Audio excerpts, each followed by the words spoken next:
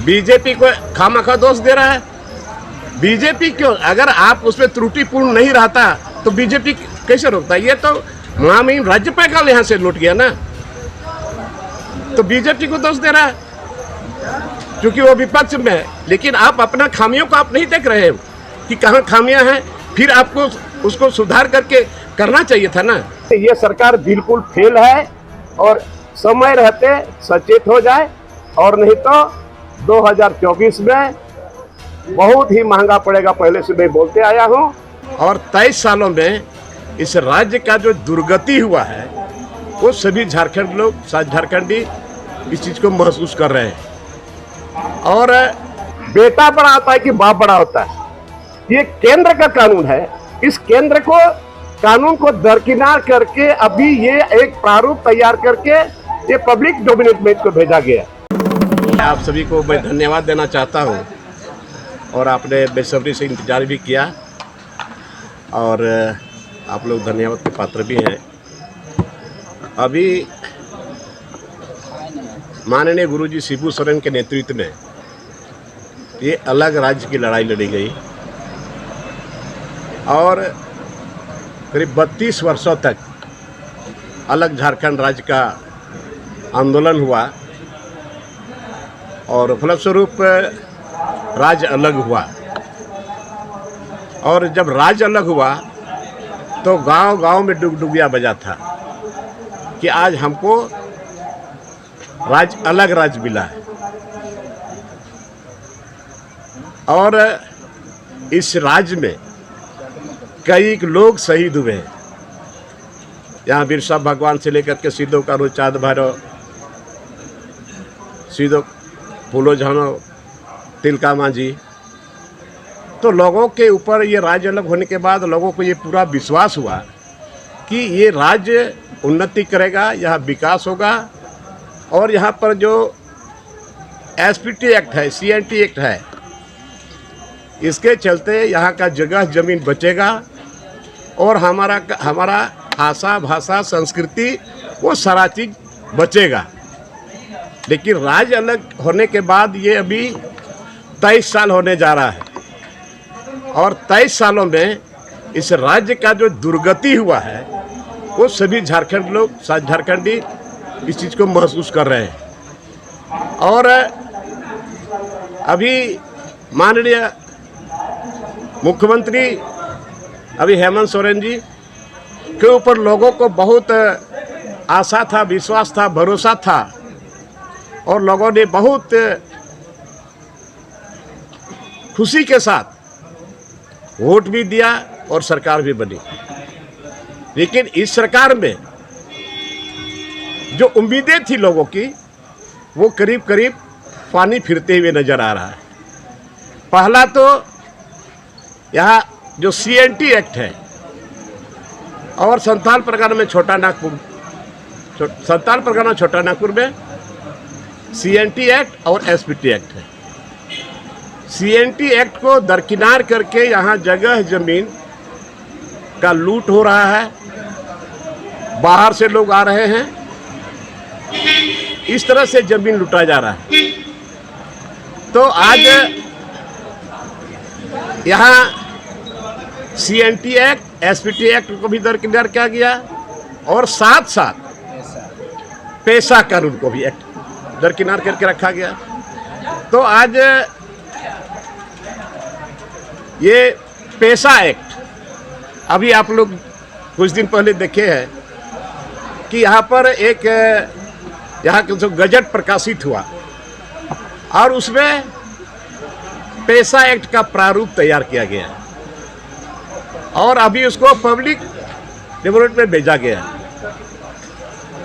तो ये मैं समझता हूँ, ये कहता हूँ कि ये बिल्कुल आईवास है। ये झारखंडियों के साथ एक छलवा है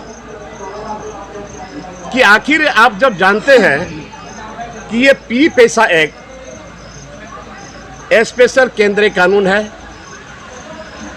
ये सेंट्रल एक्ट है, और ये 12 दिसंबर 1996 को लागू हुआ था, और उसमें 1 साल का अवधि राज्य सरकार को दिया गया था कि आप इसमें संशोधन के साथ साथ रिपील भी आप कर सकते हो, लेकिन नहीं किया और नहीं करने के उपरांत ये लागू माना गया, ये लागू हो गया।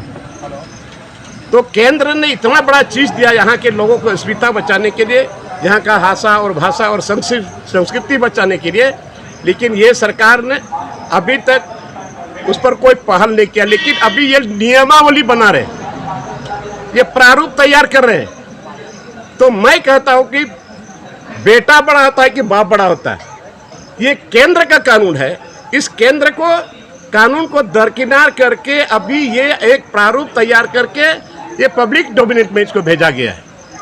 यहाँ लोगों को, यहाँ के लोगों को एक तरह से मूर्ख बनाया जा रहा है। तो इसलिए हमारा कहना है कि ये सरकार के भरोसे जो लोगों को उम्मीद थी वो उठ चुका है, और ये सरकार अभी किस हिस्से से, किस आधार पर, किस नियम के तहत ये झारखंड विधानमंडल केंद्र सरकार के नियम कानून को दरकिनार करके ये एक प्रारूप तैयार किया। जी, ये सब होता रहेगा। ग्राम सभा पे बताइए। सुनिए ना, वही बात बता रहा हूँ ना, हम आ रहे हैं ना, आ रहे हैं ना भाई, हड़बड़ाने की क्या बात है। तो आज जैसे आज मेरा एक प्रश्न भी था ये खनन विभाग में, और उसमें समता जजमेंट भी था, लेकिन मंत्री का जवाब था, पहले स्वीकार था, मगर लिखा, इसके बाद में बोलता है कि हमने ग्राम सभा कराया है। मैंने चैलेंज किया कि कहीं भी पूरे झारखंड में कहीं भी वन पट्टा देने में, लीज देने में अगर आपने ग्राम सभा कराया है तो आप उसको दिखाइए। जवाब नहीं दे सका। तो आज पेशा एक्ट अभी इन लोग बोल रहा है कि आज भी बोला कि इसका नियमावली बन रहा है। तो कब तक बनेगा, क्यों बनाने का कोई अधिकार नहीं। इसलिए पैसा एक्ट को इसको धरातल पर उतारे, लागू करें। और मैं समझता हूं कि ये मुख्यमंत्री एक तरह से लोगों को लॉलीपॉप दे करके छलना चाहते हैं, और इसलिए बार बार इस बात को मैं बोलता हूं कि अभी भी समय है, समय रहते पी पैसा एक्ट को लागू करें, और यहाँ के लोगों का जो उम्मीद थी, जहाँ का जल जंगल जमीन, ये बच सके। तो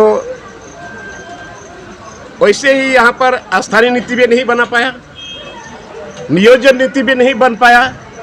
तो एक तरह से ये सरकार बिल्कुल फेल है, और समय रहते सचेत हो जाए, और नहीं तो 2024 में बहुत ही महंगा पड़ेगा। पहले से मैं बोलते आया हूँ, क्योंकि सारे लोग इस बात को समझ रहे हैं कि ये सरकार यहाँ का जो भी कर रहा है धरातल पर नहीं उतर रहा है। दादा, आपकी पार्टी के जो दूसरे विधायक हैं वो ये कह रहे हैं कि हम तो बनाए 1932 खतियान भी लागू किए, स्थानीय नीति भी, लेकिन वो तो गवर्नर लौटा दिए। तो बीजेपी से पूछिए कि गवर्नर के यहाँ से क्यों लौटा, इस पर क्या मतलब? सरकार ये करी हमने किया, लेकिन इसमें अरंगा बीजेपी ने लगाया। बीजेपी को खामखा दोष दे रहा है।